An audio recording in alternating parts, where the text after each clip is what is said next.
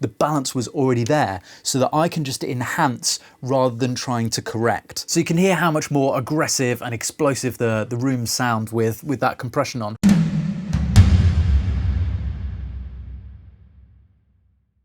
Hello, my name is Ross Rotherbush, and today we're going to be looking at a mix I did for Vic Firth of Gerald Heyward for their Performance Spotlight series videos. We're going to be looking at the room mics today, how I've processed them and why they're so important, and we're also going to be looking at some aspects of Gerald's techniques and what I've spotted and why I think it came out so incredible. So let's have a little listen to the audio in question.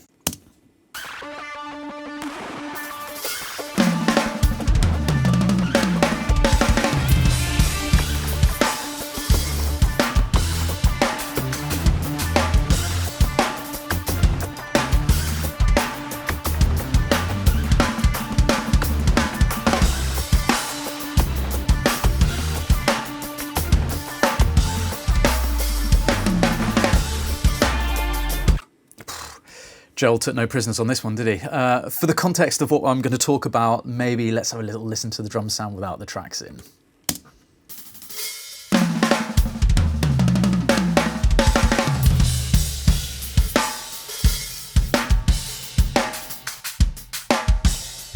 So that's it with the room mics muted. Loads less character.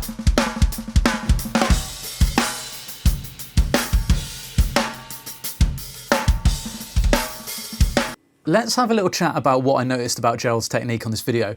I think being a drummer myself and working with a lot of drummers in the studio, the thing that I notice about people that are aspiring drummers versus the professionals, I think if you think of a drum kit and you think of the snare drum in front of you, it's the perfect location for you to hit really hard. It's equidistant for both drums and it's sat right in your lap. Loads and loads of volume, plus snare drums have got loads of crack. Cymbals are kind of right at the extension of your arms, again, are really kind of piercing and will get through. Toms and kick drum, on the other hand, kick drum you're not playing with a stick, and obviously toms you may be reaching for, and maybe the floor tom isn't as equidistant for both arms. Obviously it's a lot more comfortable with your right arm than what it is with the left. So I commonly find that snare drum and cymbals are super loud versus kick drum and toms. So have a little look at Gerald here and I'm talking about the camera above. Look out for the whole kick drum moving. He's putting his whole body weight. You can see his leg like absolutely slamming into that kick drum because he wants it to be as loud as him leathering the snare drum. Have a little look.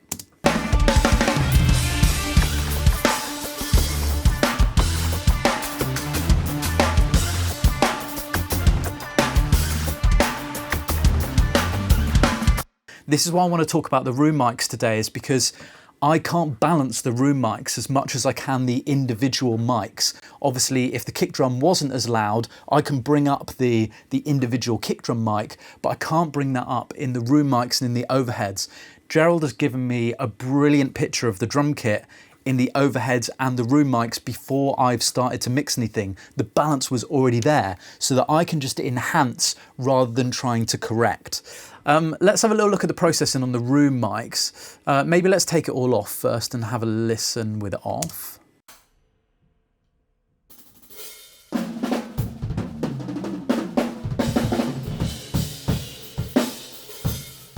Versus with the processing on.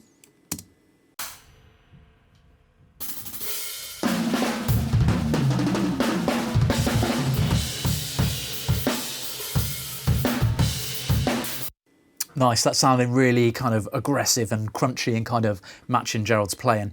So let's have a little look at the EQ. This is just to do with the sound of the room. This was recorded in the cymbal vault at Zildjian. Obviously not a designed space for recording drums. There was just some kind of mid-range frequencies in there. We'll have a little listen at what I was hearing and what I've taken out.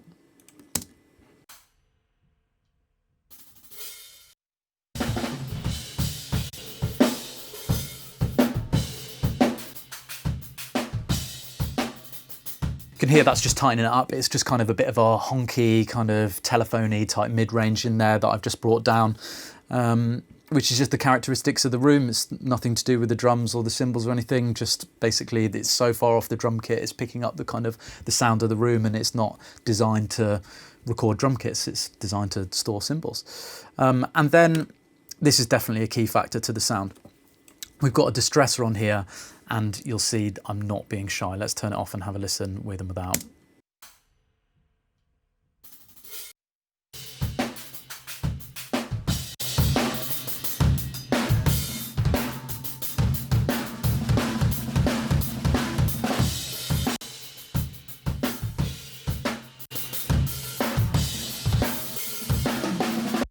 So you can hear how much more aggressive and explosive the rooms sound with that compression on. And I just want to explain what that compressor's doing quickly. Here's the waveform of our room mics, and these are the transients, all the hits here. So how loud these are in the mix without compression is going to be dictated by these transients. That's the main bulk of what we're hearing. Whereas if we compress those transients, the whole thing's going to seem quieter. So then when we turn the whole thing up, we're going to hear more of all the little bits in between, all these quieter bits, which are the reflections of the room, and that's really what we want to hear to make it come to life. Unfortunately, compressing the life out of the rooms isn't overly kind to the cymbals, so there's a lot of people raving about this Soothe plugin in the moment, and it does do a great job. This is just kind of like spiking out and kind of easing any kind of harshness out, which you're definitely going to get with that much compression in the room. I'll show you with and without. I mean, it's pretty subtle, but definitely something that I think it needed.